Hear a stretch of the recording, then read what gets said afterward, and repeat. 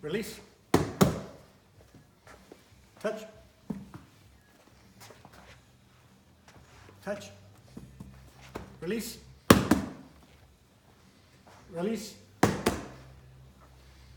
Release. Touch. Touch. Touch. Release. Release. Release. Release. Touch. Touch. Touch. And also, by the way, guys, also do stuff like kind of close as well as you get going. Everyone get the drill though? So basically, I within my body, within my arms, I don't want to feel any difference between touch and release. Okay, whatever it is. If it turns into something like this, touch, release, that's the wrong idea, right? Okay, or if you feel that one takes more effort, or also if it turns into like touch and release, right? One should be no real difference from the other. It's just instead of stopping myself, I'm letting it go through a little more. That's all. Again, allowing it to go through. Got it? So you're not stopping with that front foot any more than when you're touching as when you are releasing. Rephrase? Or say again. You're not moving more forward using more energy, touching, moving forward as you are releasing. If anything, I almost feel like I'm using more energy just touching because I need to stop myself. You know what I mean? And when I release, I let it go through a little more. Okay. So it's like whereas... like with a Thai bob.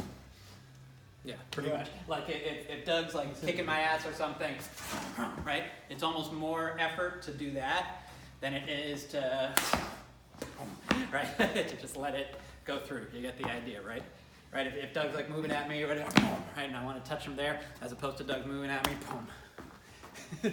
Okay, to just let it release. Okay, so that's kind of the same feeling. But it should be, you know, the same body movement, all that.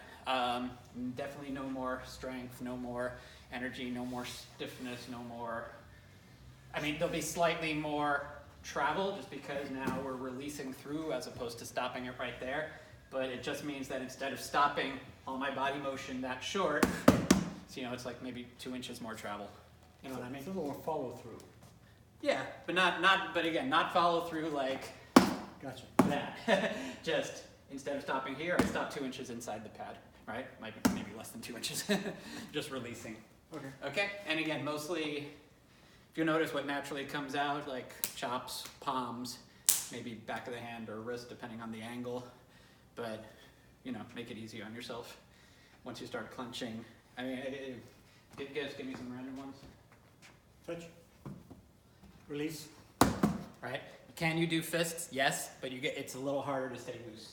Okay, because if I do it again, if I notice how that's all stopped up now, right? Because there's tension all the way up. Okay, so basically just hold it up somewhere, right?